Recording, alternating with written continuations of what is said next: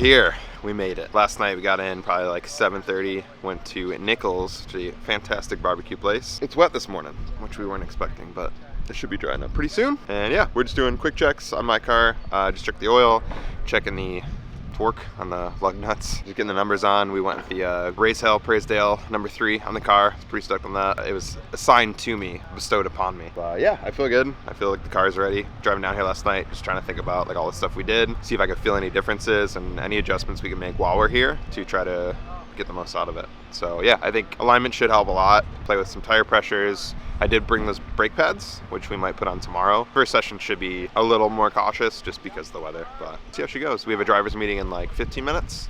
Until then, we're just gonna look over the cars, and then with Dennis's car, who's our client, he's got the Evo Huracan there. Yeah, they brought a bunch of tools that I don't quite understand how to use. Even like the gas tank to fill that thing is like, but yeah, let's check it out.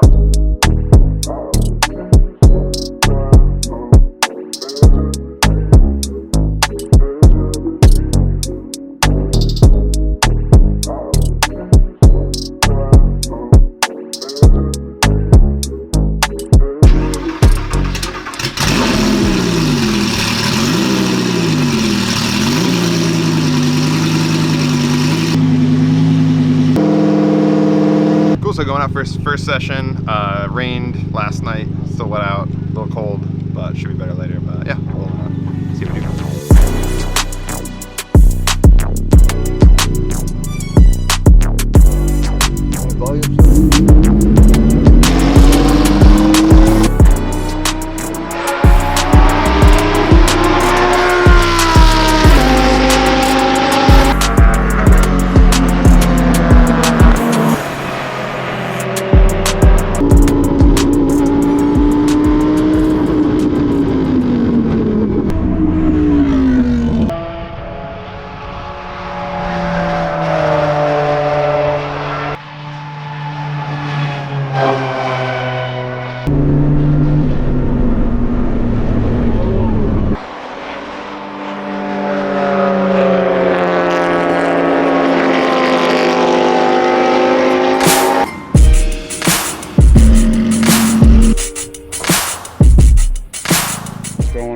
That was good. It felt really good. The instructor said things were good. I got to work on. I like stab the clutch too much, so he wants me to just kind of blend a little bit. But he said braking was good, turning was good. The brakes felt good. The car felt like way more nimble. I think the alignment, it helps a lot.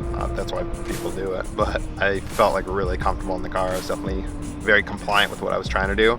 There's like through the S's, there's some coolant from a car from the morning session. So I felt like a little weird up there, just like not really wanting to fully go on it. I started getting some confidence later on to be able to do that. Brakes felt good. Towards the end they were fading a bit. As I was getting off, they were smoking, like getting off the track. They felt really good. Like I never felt bad about them. Usually you get some knockback, so the pads like decompress the fluid.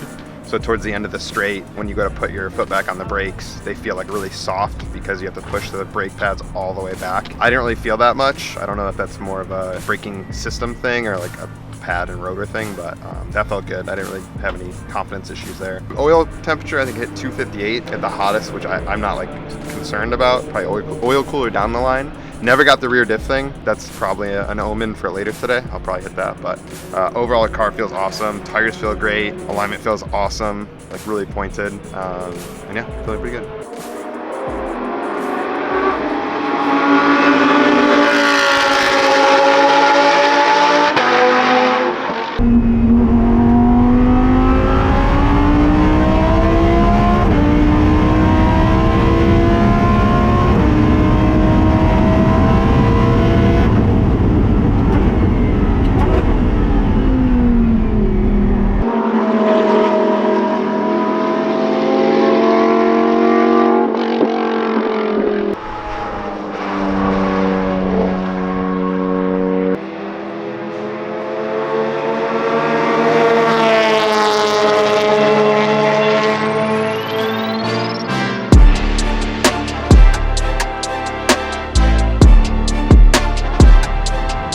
I gotta check engine light. We'll find out. I wonder if Matt has a scanner. I'll see if it tells me. Sometimes it does, sometimes it's just like, go to your dude.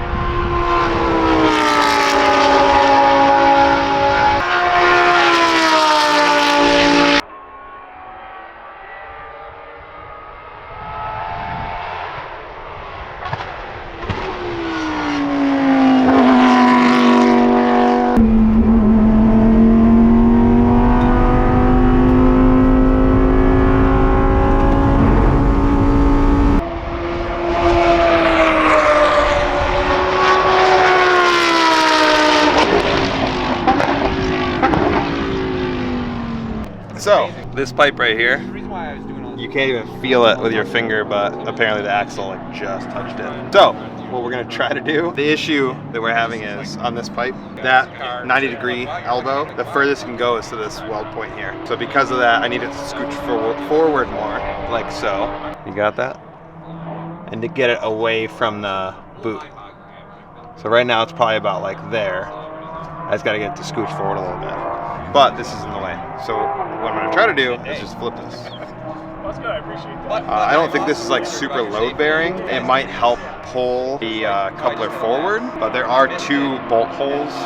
So my plan is either to move this forward a bit and bolt it in and then just get it out of the way, or just use the hoses, the tension from those to kind of just slip this one out a little bit more and pull it forward. And then once we figure that out, then we get to the axle. So I could probably run it. The grease is like mostly out, especially after that last run. Obviously you're not supposed to do that. It's gonna overheat and fail, but track days aren't super cheap and I'd rather get some extra seat time. The other options we have are try to fix it plastic well or some sort of adhesive. I don't really know if that would work. We have to clean it like really well. The axle itself is back ordered. We called the dealership to try to get one. They don't have one in stock. No one has one in stock. They don't sell the boots separate. At least they don't stock them.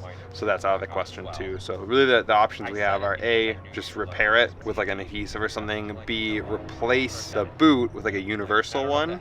But we would have to disassemble the axle, or we'd call it a day and just say, hey, we got it, you know, 3 out of 4 sessions and just take the L. But yeah, we'll see where we get.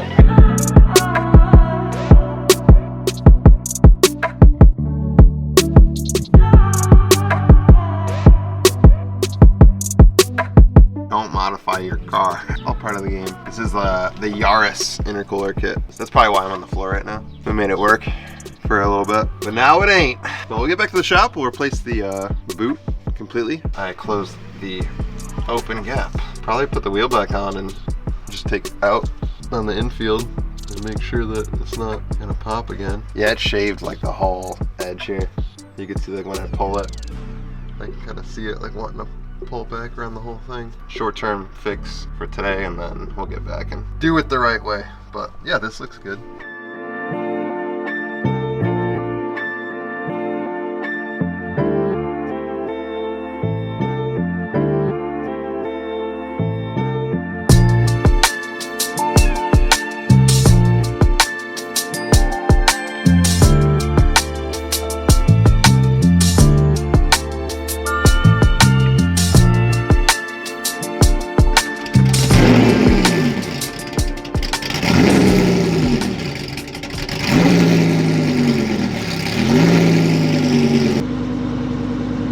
What are you running them at?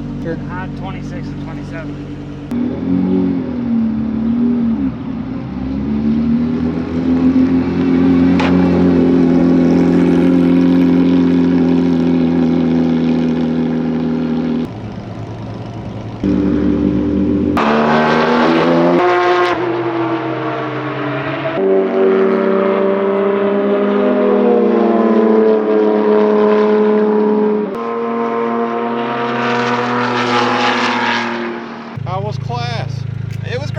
Car's all fixed. I got some pads on there, the RP1s on the front.